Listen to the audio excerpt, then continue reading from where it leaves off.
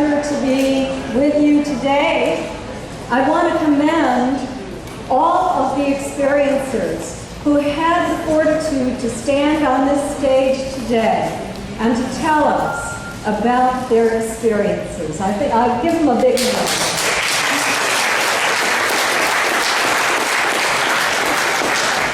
There are so many who can't come forward for various reasons, but mostly because they can't risk their reputations. Let me give you a hypothetical example. What do you think would happen if I stood before you today and stated that I am an abduction experiencer? I'll tell you what would happen. The same thing that happened to my Aunt Betty Hill. The sharks would have a feeding frenzy. They'd be spitting out my bones 20 years from today. All of the important work that I do as an advocate for abduction experiencers and as an abduction researcher would be put on hold because I would be defending my reputation. And that's something that so many people experience. They speak to me privately, in confidence. Sometimes I talk about their stories, but I will never reveal their identities. And in today's lecture, I am going to tell their stories. I'm going to be quoting what they have told me.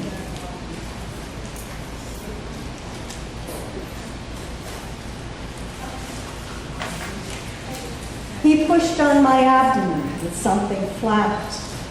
It was diamond-shaped. He pushed over my ovaries and it burned. He said, "That will be all." I asked the purpose, and he says, "It is not for you to know. You are part of the whole." I felt some fear.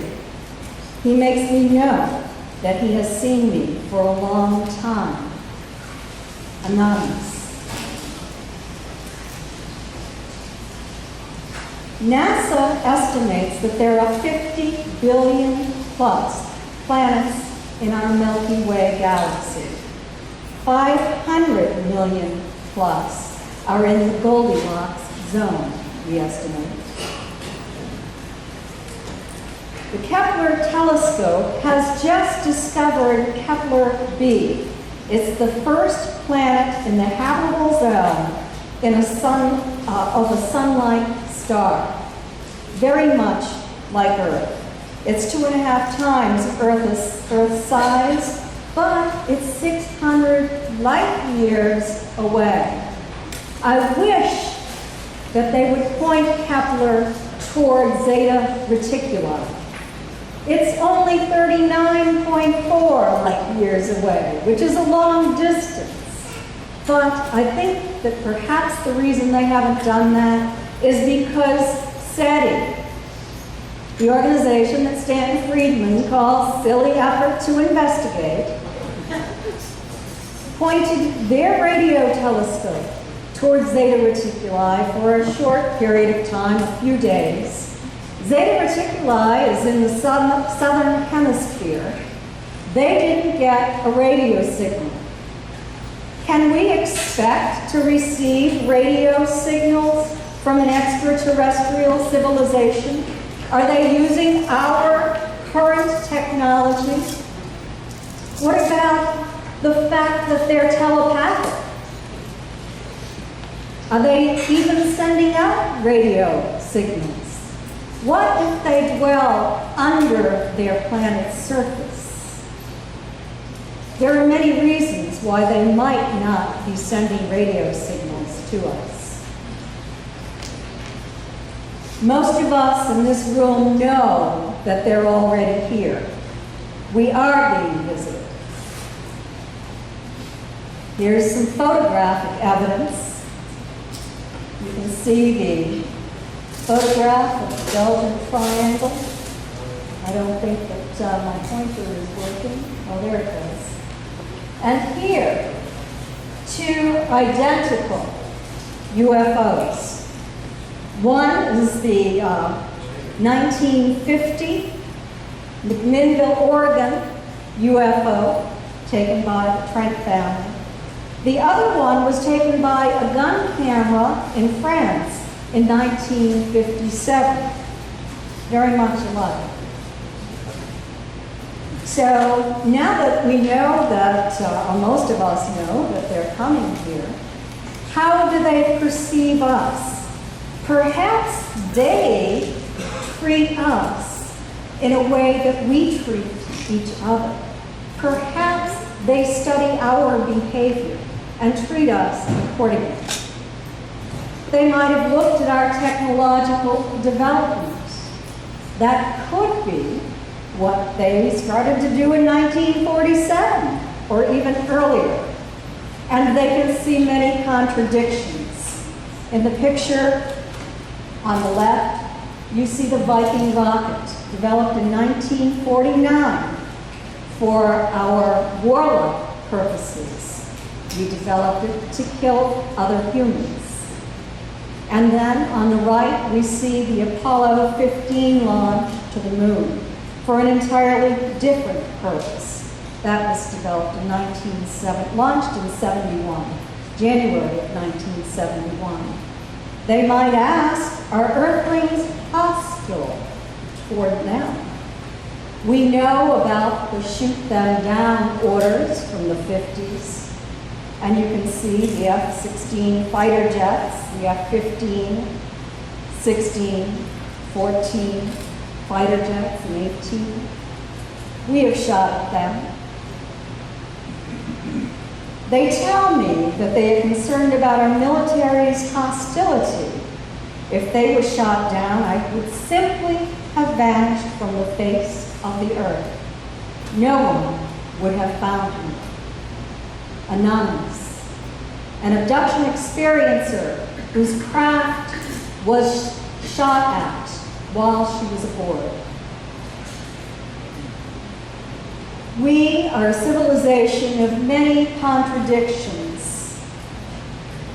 On the left, finality and atomic explosion. On the right, eternal hope. They say that we are a very difficult race to deal with. We are like emotional shapeshifters. Anonymous. There's much ambiguity in our behavior, from Holocaust victims on the left to multicultural showing of affection on the right.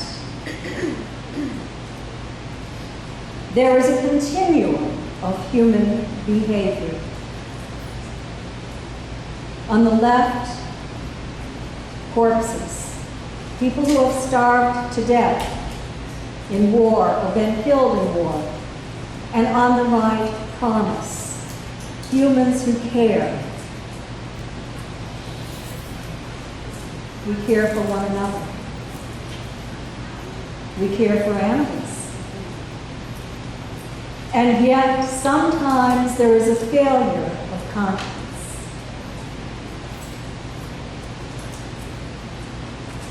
What is the alien agenda? I just discovered a typo in that. This is the first time I have given this particular presentation. I wish I'd seen it before. I would like to introduce to you Denise Stoner. And today I'm going to be talking about a very important study that the two of us have been working on. We started it in November of last year. It is a study of commonalities among abduction experiencers. Denise was Florida MUFON's chief investigator, a fairly well-known abduction researcher and investigator. She's been on many radio programs, some television programs. I had met her before I even moved to Florida, but when I moved to Florida 3 years ago, we started speaking with each other. I went to one of her meetings and we worked more and more together, and we're currently working on a book together. Well, and then you can see me, in case you don't know who I am, I'm Betty Mill's niece. My background is, in college, was social science and biological science. I took my degree in social work in order to give myself a practical application of my studies so that I could get a job, but I graduated during the recession. I ended up finding a job as a teacher and did graduate work in education. I worked as a teacher and also as an education services coordinator for many years before I decided that I wanted to research and investigate my aunt and uncle's UFO abduction that had such a huge impact on my life. I spent the next 15 years working on that, and my book, Captured the Betty Marden Hill UFO Experience, is here with me today at my vendor table. It was a labor of love. Stanton Friedman wrote 2 chapters in the book and vetted my work. Well, getting back to commonalities among abduction experiences, Denise and I developed 3 separate questionnaires. The first one has 45 questions. It's general for abduction experiences. And there were 48 people who responded to it so far. I do have some more questionnaires on my table. If you are an abduction experiencer and would like to fill it out, I would really love to get 50 that I can use. I've received 53 in all, but I couldn't use 5 of them because they weren't complete. The second one was the Abduction Experiencer ET Technology questionnaire. It was more open-ended questions for people who remember being aboard the craft in detail. There were 16 questions, and so far I have 21 respondents. I'd like to have about 30 more. And then we have the commonalities among non-abductees questionnaire. That has 16 questions. We have 25 respondents to date. And we wanted to ascertain that our findings among abduction experiencers were not common among the general population. We wrote an article about this. It appeared in the MUFON Journal. It was also posted on the Open Minds website, on Katarina Wilson's Alien Jigsaw website. Denise and I spoke about it on many, many radio programs. And it is also on my website, so people came to my website and filled it out as well. We asked questions on the first questionnaire about demographics, abduction memories, psychic phenomena experiences, and physiological responses. We received some very interesting results. We had 17 males and 31 females who responded. 47% were in the 50 to 60-year-old age group, whereas only 21% of the non-abduction experiencers were in the same age group. So that told me that maybe something is going on here. I cannot draw a definite correlation, but perhaps more people in that age range had been abducted. 43% reside in the eastern United States. 48% said that they were taken more than 10 times. 79% said that they were not alone when they were taken.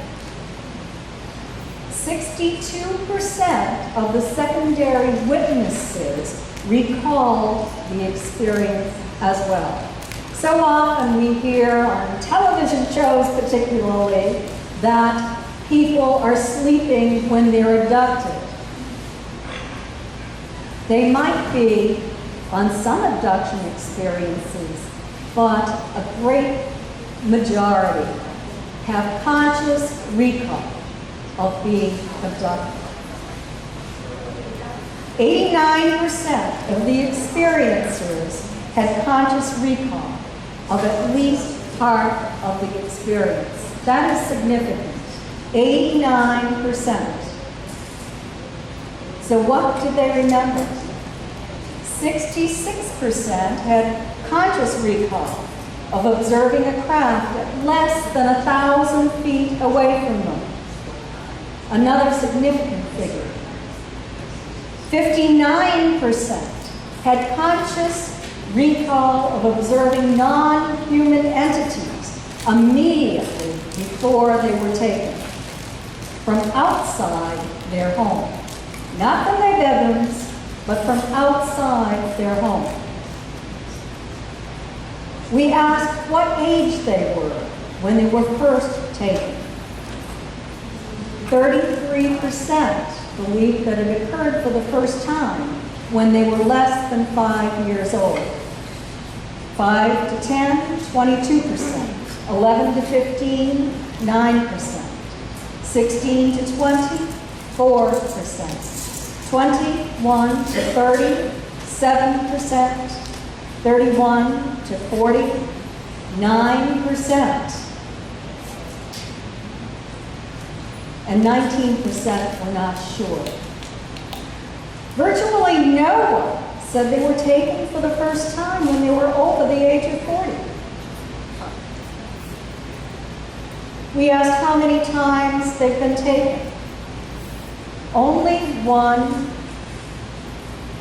only once, less than 1%. 2 to 5 times, 17%. 6 to 10 times, less than 1%. More than 10 times, 49%. Not sure, 32%. We asked what were the most common ET types that they observed. Well, we see the little gray over here, the one who's about 4.5 feet tall. 4 feet tall. Some say even shorter than that. Then we see the taller gray, who's about 4.5 to 5.5 feet tall. We see the little hybrid. We see the praying mantis type and the reptilian type. Those were the most common types. We also heard about other types: see-throughs, tall goldens, Nordic types, the Anunnaki types, little blues. 75% of those who responded said that they had had contact with the small grays or zetas.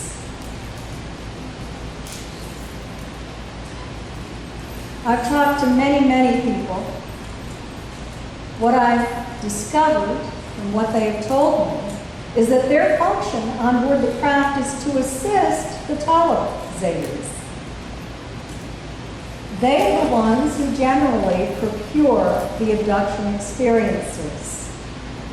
When the experiencer is on the craft, they stand against the walls and they guard the experiencer to make sure that he or she doesn't abscond with anything that belongs to them. They dress humans, sometimes poorly, sometimes in somebody else's clothing. Sometimes their clothing is put on backwards. Sometimes they're returned to bed upside down with their feet on the pillow and their head down at the foot of their bed, tightly tucked in. They seem to be less intelligent than the taller zetas. And they usually, I am told, don't express emotions, but a couple of men have told me that they decided that they could get in a good kick, and they lifted their leg up and they kicked these little guys, and they fell back against the walls and looked rather surprised. Then there are the taller grays and zetas. 82% have said that they believe they had contact with this type. They seem to be the personal escorts and the examiners. People who have an experience tend to see the same one throughout their lifetime. That person stands by their head and comforts them, communicates with them telepathically during their examination. That person might show them images aboard the craft, either on screens or holographic images. They tend to be the educators and scientists. They're sometimes empathetic. They seem intelligent. They are sentient beings or mostly biological. They are the communicators. 54% said that they have observed the praying mantis type. And what you see on the right is a sketch done for me by an abduction experiencer during hypnosis. The one on the left, the one on the right is an artist rendition. Stephen Smith is the artist, and this is what he painted based upon the sketch on the left. What is their function on board the craft? They seem to be empathetic, highly telepathic, highly intelligent. They're the doctors, the teachers, and the tour guides. And then there are the reptilians. Only 46% say that they've had contact with the reptilians. And I want to say that several of the experiencers who responded said that they have had contact with multiple groups. Some say that they're very kind, that they have a very good relationship with them. Others say they're very mean. I've always thought of them as the bad boys in the neighborhood. A quote from one experiencer, they raped me and my 8-year-old daughter. A quote from another experiencer, it was the best sex I've ever had in my life. They might cause the abduction experiencer to believe that they are having sexual relations with a very handsome human man, and then the layer drops away and they see the reptilian in front of them. What is a typical contact? Well, in the first abduction experience, many people have told me they were in an external environment. They might have been hunting, they might have been fishing or camping or driving down the highway. They had a close encounter with a UFO and experienced missing time. In the first experience, they might have been actually walked to the craft and taken aboard the craft.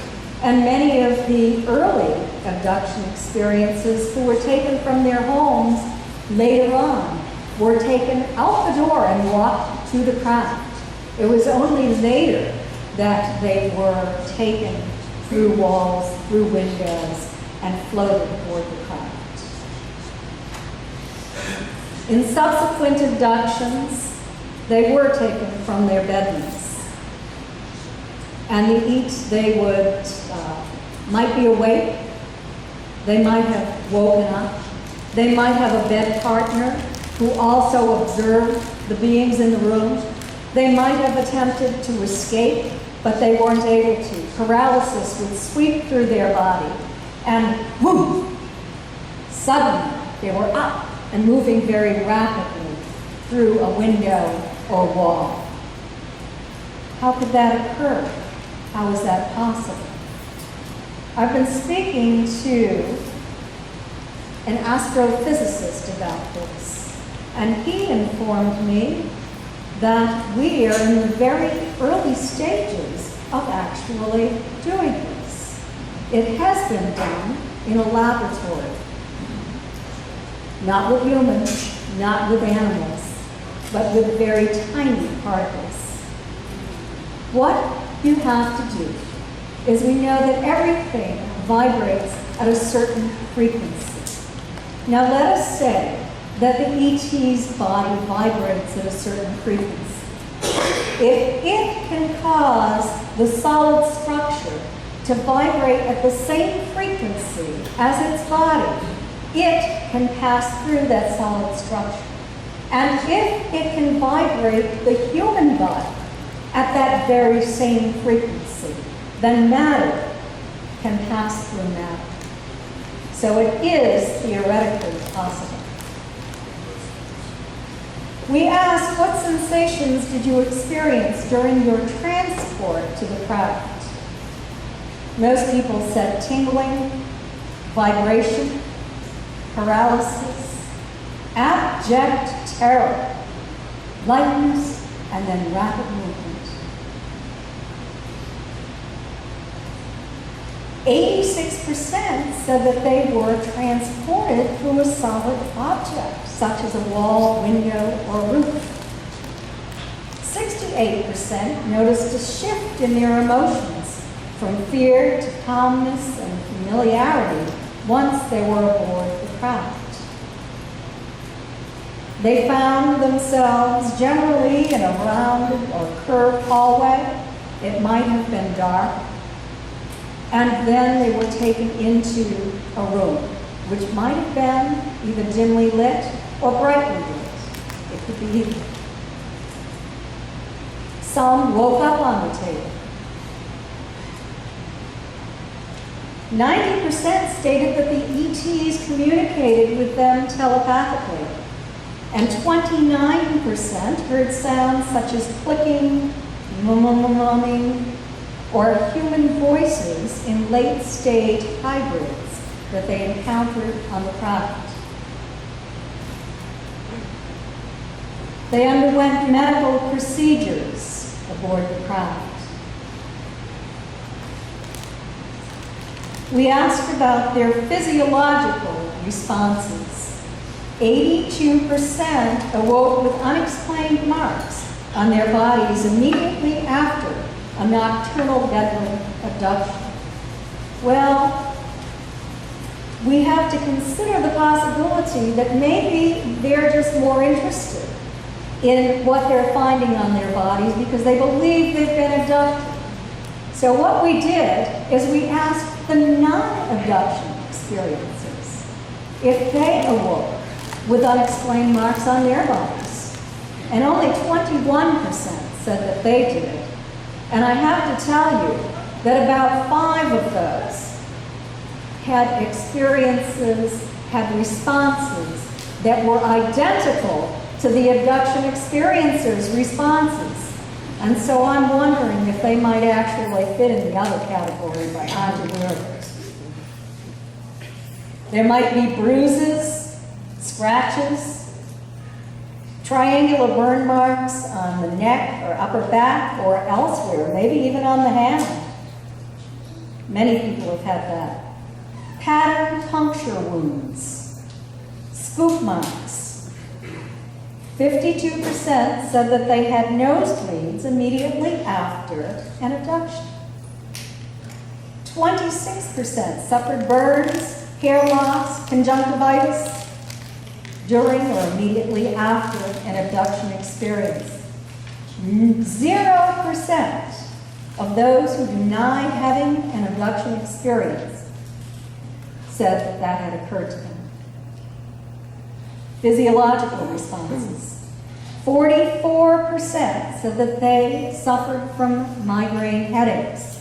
Less than 1% of the non-abduction experiencers suffer from migraines. 74% said that they now have difficulty falling asleep and staying asleep. 50% said that they are more sensitive to light than they were prior to their first abduction experience. Many report implants. You can see what might be an implant right here. This was removed from the hand of an abduction experiencer that I've been working with. Tissue samples are taken. We see scoop marks. They're like punch biopsies. we see triangular wounds and pattern marks. What is interesting to me is that only 3 men, so I can't say this is a pattern, but it's significant to me that even 3 men have told me that after an abduction experience, they discovered that they had a puncture wound over their thymus gland. Some speculated, that perhaps tissue had been extracted. Another speculated that perhaps they had a massive injection into the thymus. What does the thymus do? Well, it's in the upper chest, right in this area. It's a specialized organ of the immune system. It transforms white blood cells into T cells and transports them to the lymph glands. And it fights infections and disease. They also do mind scans. Here's another quote. He put his eyes close to mine, and I felt intense love coming from him. I have never experienced such a powerful feeling directed at me before. He told me that I am part of them, that I am family. I have no reason to be fearful or to distrust them. They mean no harm. Anonymous. Another. There have been a few times where I felt a short period of pleasure. This is a feeling that comes from them. They want me to feel this way for their own benefit. 2 different perspectives on similar experiences. They communicate to me that I'm performing an important function for them.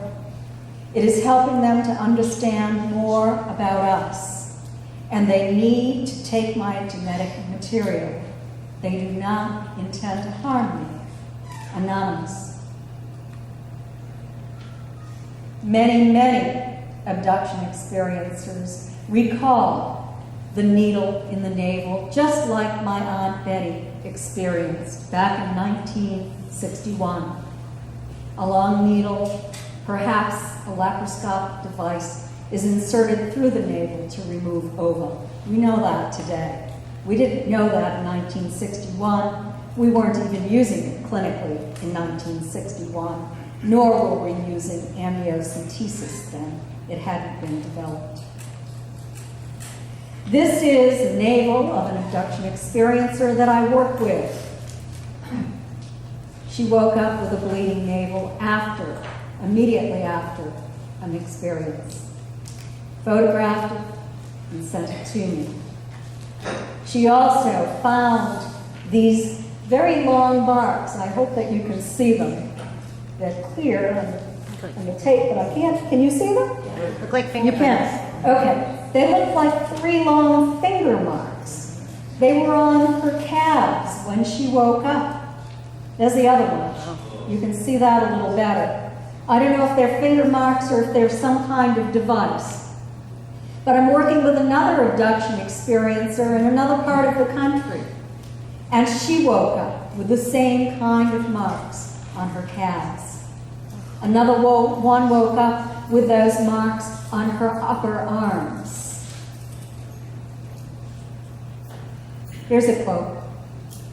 I awoke with burning, weeping genitalia. I attempted to sit at the breakfast table, but my sacroiliac was injured. I had a haunting memory of waking up during the night on an operating table surrounded by grotesque-looking beings. My mother was standing in the doorway. I was only 13. Anonymous. Many experiencers find fluorescence on their skin. It fluoresces under a black light. Oftentimes it's patterned. One experiencer recently told me that she awoke with this after an experience.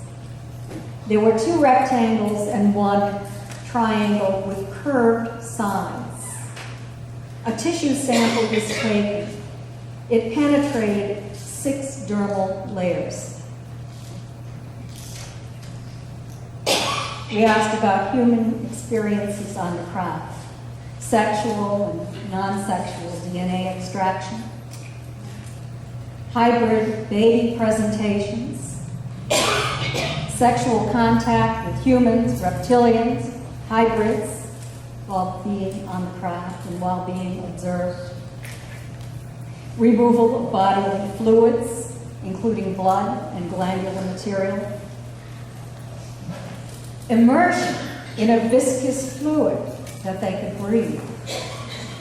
I don't know if you've heard of this before, but many, many experiencers have independently come forward. It's not something that's really well known.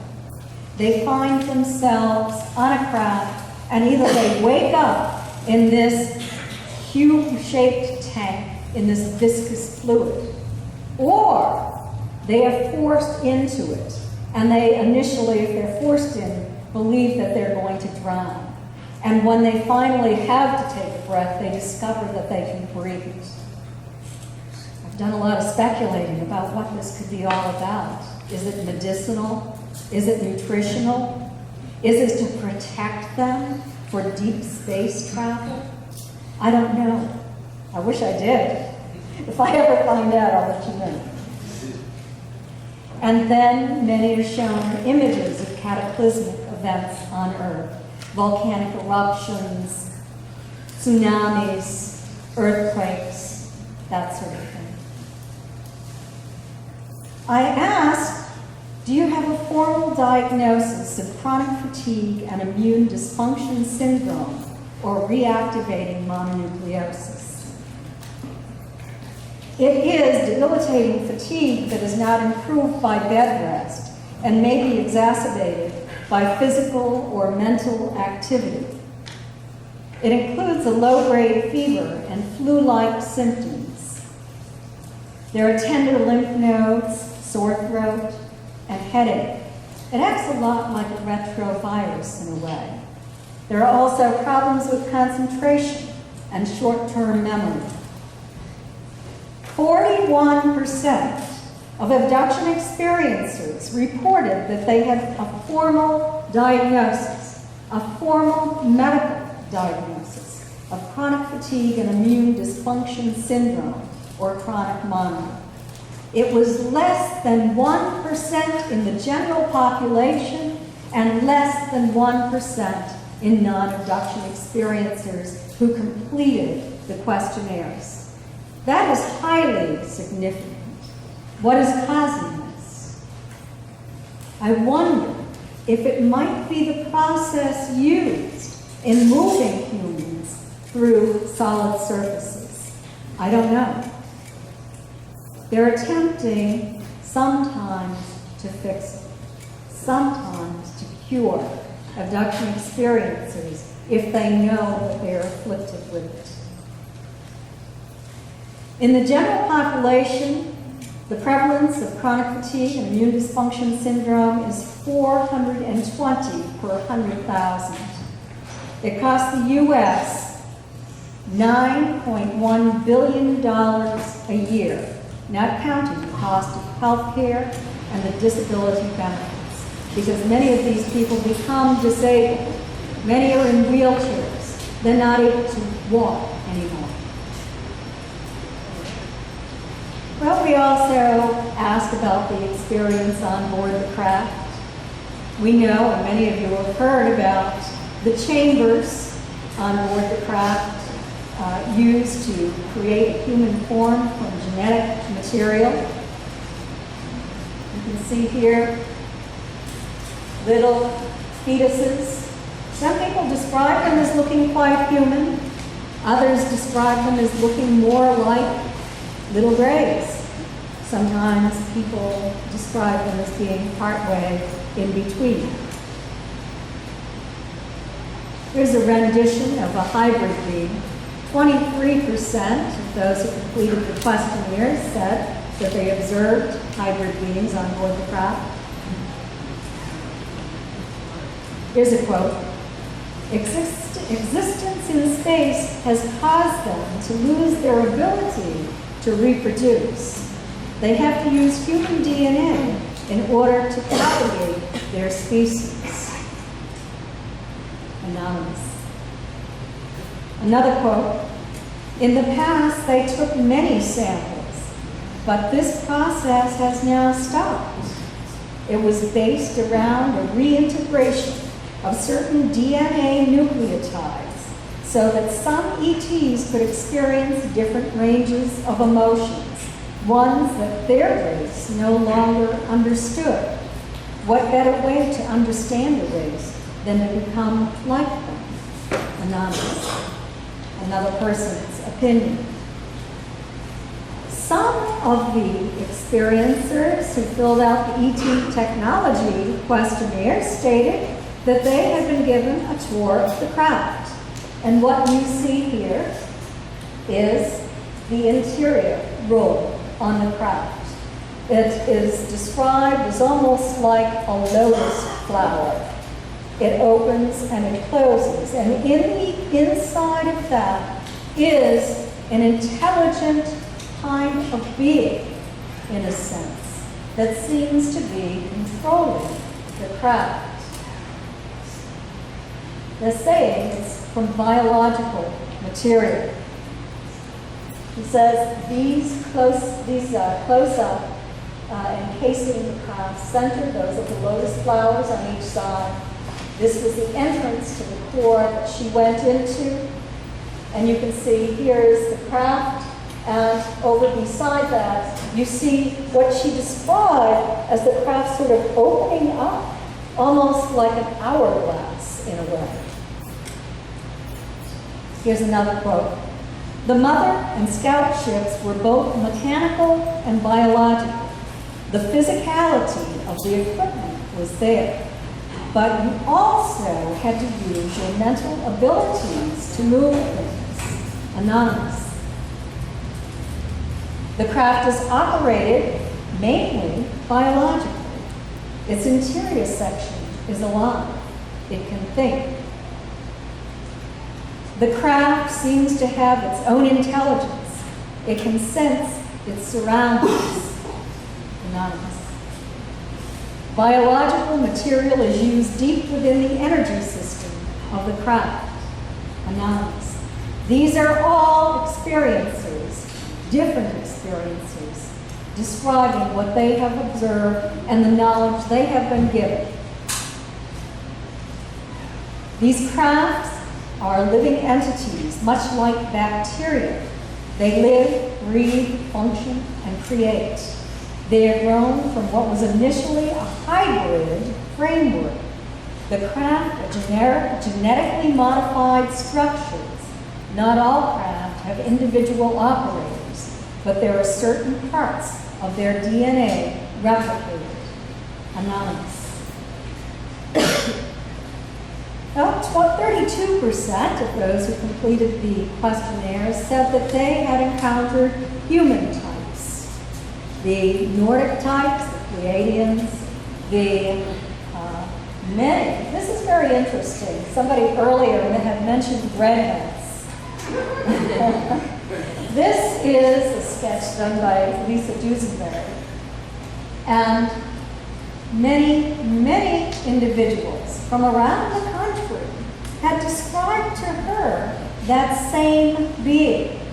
She was about 7 or 8 feet tall. She was very loving. They called her Mother. Independent. This hadn't been publicized, yet all of these individuals describe the same person. What do we know about the Nordic types? Well, I've been told that they have shown experiencers scenes of cataclysmic Earth destruction stemming from a magnetic pole shift. Experiencers have feelings or visions of impending disaster. They see earthquakes and widespread flooding. And then there are the MyLab abductions that you hear about, where military groups seem to be working in concert with ETs. David Jacobs thinks that they might be late-stage hybrids dressed in military uniforms. Others disagree.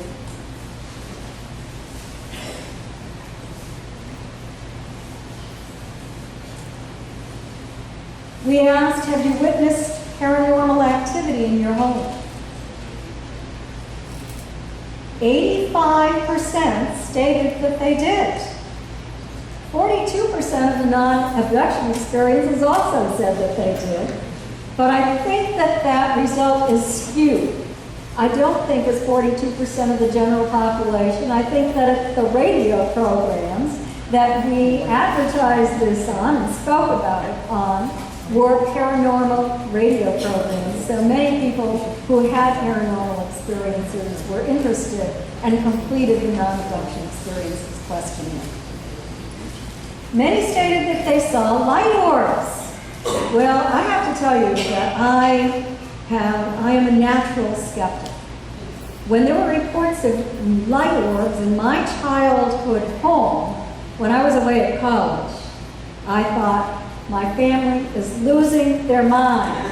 Too much of this psychic phenomena is being influenced within my family by the contacts that have come from our relationship to Betty Hill. Well, very interesting. I disbelieved it for years and years. But then I was at my mother's home, and I had my children with me. My 5-year-old son was sleeping in the bedroom next door, and I was awoken in the middle of the night by him gleefully romping around the room. I got out of bed and I opened his door, and there I saw him back one of these light orbs. I said to him, I picked him up first. I rushed to my room with him, not thinking that they could pass through walls. And I said to him, what was that? And he said, well, that's the guy who comes and plays with me during the night. There are doors opening and closing in people's homes. Things flying through the air, poltergeist-type activity. 43% said that it happened after their first abduction experience. 26% said that it's happened all of their lives. 89% said that they received telepathic messages that were related to their abduction experience, whereas it was 33% for the general population who completed the abduction or the non-abductees questionnaire. 47% said that they had at least temporarily received a gift of healing after an abduction experience. Now, some have also, they have either received a gift of healing others, or they themselves have been healed. 84% developed new psychic abilities. Many reported that things were missing from their homes. They were in a conspicuous location. Suddenly they're missing. The family hunts for them, and then they appear again in a different conspicuous location. These are my Aunt Betty Hill's earrings. The earrings that she was wearing on the night of her abduction experience in 1961. She didn't realize they were missing, but she and my uncle had left the house for the day. They had actually driven up to the White Mountains to try to jog their memory. They remembered seeing a fiery orb. They remembered encountering a roadblock. They knew they had 2 hours missing time. They had had this close encounter. My uncle had observed non-humans on board that craft. They wanted to see if they could remember the rest. Well, they returned home that day. Their doors were locked, yet their dining room table had a pile of leaves on it. Perplexed, my uncle walked over to the pile of leaves. He lifted them up to throw them into the trash, and there were my aunt's earrings, the ones that she was wearing on the night of her encounter. 66% said that they experienced malfunctions in electrical equipment, such as lights blowing out or blinking out when they walked or drove under them, digital watches malfunctioning, computers going haywire following an abduction experience, electrical appliances blowing out, and not just one, not just by coincidence, one after another. You might turn on the light switch, the light blows out. You might then walk by your kitchen counter where your son's little computerized game is playing. It's never done this before, but it automatically turns on and stops playing. You start using your electrical appliances, poof, they all burn out. You use your computer, it goes haywire. You go to the grocery store, the scanner doesn't work. It's a series of events that occur. Some quotes from experiencers. I think the ETs are definitely the children of the Creator, and I strongly think, as I've said, that they are friendly, but given the turbulence of humanity, are understandably cautious. That is a quote from Hunter Gray. He's changed his name. He was John Salter. He's a retired full professor at the University of North Dakota and an abduction experiencer. He went public with his experiences. His son was with him when they were taken. He is a recipient of the Martin Luther King Award for his work. He ended up being hounded so badly that he retired early from the university, even though he was one of their most popular professors. Another quote, if our ET visitors had wanted to harm us, they could have done so long ago. Anonymous. They are not the kind of people you want to associate with. Their ambitions and methods are demeaning and sometimes cruel. Anonymous. Before we allow ourselves to believe in the benevolence of the alien interpretation, we should ask, do enlightened beings need to use the cover of night to perform good deeds? Do they need to paralyze us and render us helpless to resist?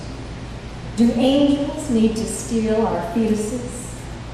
Do they need to manipulate our children's genitals and probe our rectums? Are fear, pain, and deception consistent with high spiritual motives?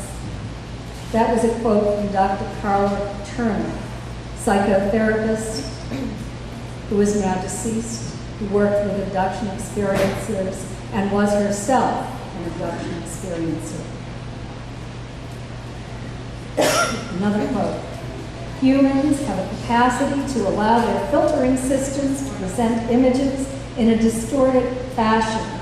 Their fears determine what they see in every situation. Anonymous. Quote from me. Perhaps our past experiencers have left an emotional imprint upon each of us that determines our individual perception of our extraterrestrial visitors. It is our emotional history that determines our perception of things. Another quote. Not all non-human entities have proven to be friendly, as is the same on Earth with our own species. So, why don't they make overt contact? These are some possible reasons that I have thought of. It's speculation on my part. But maybe they consider us too inferior a species for overt contact. Perhaps they're just here to study this primitive civilization. Perhaps they're harvesting our resources and don't want to be held accountable for their behavior toward us. Perhaps they are so different than humans that overt interaction would be impossible. Telepathic communication, perhaps vibrating at a different frequency, perhaps being able to put themselves into balls of light, and then for that ball of light to appear in a person's home and then pop into or rapidly expand into 1 to 3 non-human entities, mostly, I am told, little grays. Many people have observed this and reported it to me. Perhaps they have a policy of non-interference. And perhaps different groups have different agendas. Perhaps they know that we are bellicose and don't want to engage in warfare against us. It would result in our destruction if we fought back. They might have to wipe us out. Perhaps our emotional selves are too difficult for them to deal with. Many people have reported that particularly the Greys or the Zetas do not have our range of human emotions. Many people suspect that that is part of the experimentation that they are doing with us. And a few abduction experiencers have told me about holographic images that they have been presented aboard the craft. Let me give you an example. You remember the woman whose navel I showed you and the marks on her thigh, on her calves? Well, during another experience, she was taken aboard a craft and she was shown a holographic image of her daughter lying dead on the floor. That was terrible enough. They then told her that she was responsible for her daughter's death. It took talking on the phone for the next 5 days for her to calm down. It was a terribly distressing experience. They were not the Zetas. It was not Zetas who took her. I suspect that it was reptilians, but it might have been another group instead.